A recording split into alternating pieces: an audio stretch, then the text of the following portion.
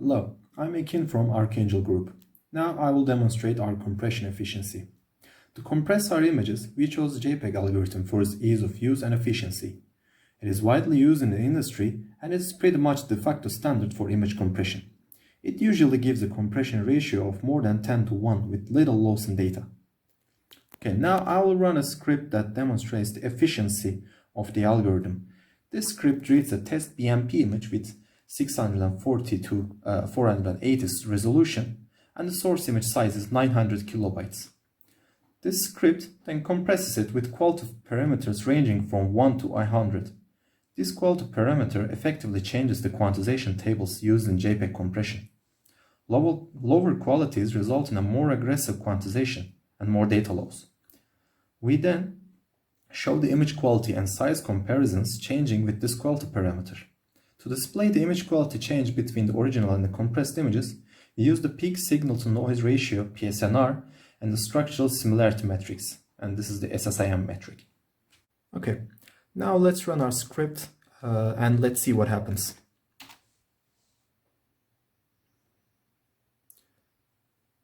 Now we are just reading the original image and then compressing it with these quality parameters and just printing out the PSNR values and size values.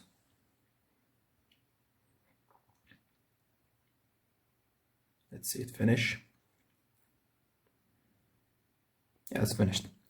So as we can see, at the 100 quality, we have 38 decibels PSNR, which is just probably would be virtually indistinguishable from the original image, and SSIM is 0.97. It's also really good. The usual good values for these metrics would be 30 decibel for PSNR and 0.85 or 0.9 for SSIM. And if you look at the compression ratio, even at the 100 quality, the compression ratio is 8. So what we choose for our purposes would be somewhere around the quality of 75, which results in a PSNR of 33.92, like 34 decibel PSNR and 0.94 SSIM. And the compressed size would be 43 kilobytes, which is less than 50 kilobytes, and this was our goal. We can say we can reach our goal using 75 quality. And let me show you the images, the resultant images. So let me see here. This is the base original image, and let me show it side by side with other images. Let's see. Yeah, the cold one results in an image like this. It is just bad. The colors and the shapes are just textures are lost. And if we increase the quality, this is 1. And if we increase the quality, we can see that it gets better rapidly and then increases in quality little by little. I can't show much detail in this video, but let me show the one with quality 75. Let's see. Yeah, 75. So the right one is the compressed image and the left one is the original image. As you can see, there is actually little difference with respect to the original image. And if we try to show the differences, if we zoom in, we can see some compression artifacts around the objects, edges of the objects. But other than that, there isn't much difference. Let me show the original one. Yeah, original one's like this, and the compressed one looks like this. So this I can say this works really well. One drawback for the JPEG compression algorithm would be if some data gets lost during transmission, the resultant image, the resultant data cannot be decoded. But using our error correction methods in the transmission algorithm, communication algorithm that we developed, we can mitigate this problem. We will have basically no error at the end of the transmission at the communication, so this won't be a problem for us. This is all for the demonstration of the compression algorithm, and thank you. Hello. In this video, I will demonstrate the motion subsystem of the project GimeFest. In this project, there are two terminals which are 1.5 meters apart from each other. For them, we have two obstacles here. This is the first terminal and this is the second terminal. And the distances between the purple lines, the distance between them is 1.5 meters. And this is the vehicle.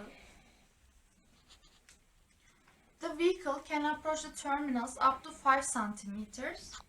And at that distance, the vehicle should stop.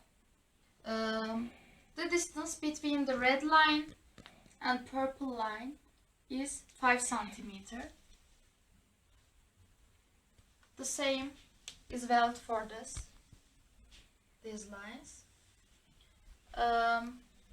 Normally, for vehicle to start the motion, we need a signal from microcontroller to tell it to start its motion. However, since I don't have any microcontroller, I will demonstrate this with a button. This is a button and this is input. When I push this button, vehicle starts its motion, and when it arrives at 5 centimeters, it stops.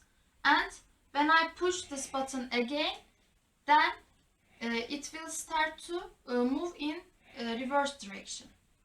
At this time, I will demonstrate the motion of the vehicle. Firstly, it will move in this direction, and then I will demonstrate its motion in the reverse direction. When I push the button, I expect it to move, to start this motion. I'm pushing the button.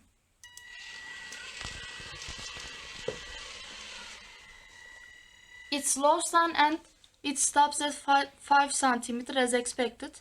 And I'm pushing the button again, and it will start its motion in the reverse direction. I'm pushing.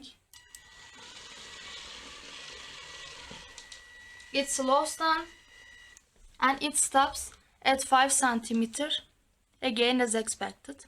At the same time, I'm measuring the distance and the PVM values to be able to plot the graph of speed versus distance. This time, I will demonstrate the ability of this vehicle to make 5 full rounds. When I push the button, this is the first round. I'm pushing for the first round.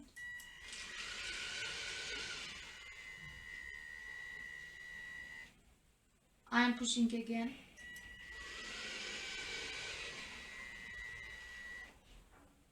For the second round, I'm pushing.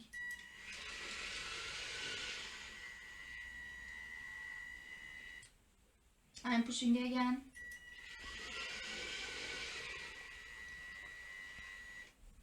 For the third round, I'm pushing.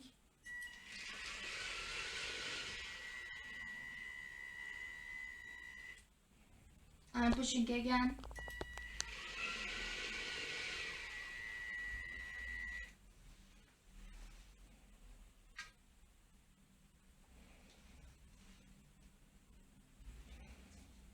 For the fourth round, I'm pushing.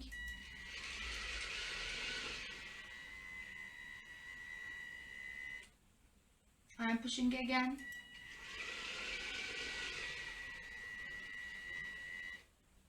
For the fifth round, I am pushing.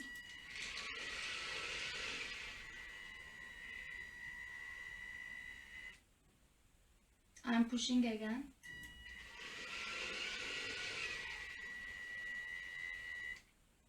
It completes its 5 rounds. To dry the motor, I have used a 9-volt Duracell battery whose capacity is limited. When I have shown the 10 full trips of the vehicle, since each trip occurred one after the other, the voltage and the current capacity of the battery decreased and the motor started to rotate slowly. This is why the vehicle slowed down at the end of its trip. Also, since the floor is bare, tire of the wheel slided. Therefore, I have needed to adjust the direction of the vehicle at the beginning of the 4th trip. Now, I will demonstrate the motion of the vehicle in the presence of a weight. For weight, I will use a cell phone. I am pushing.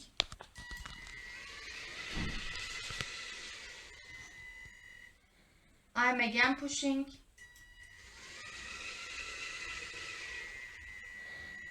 As seen, in the presence of a weight, the vehicle completes its motion again.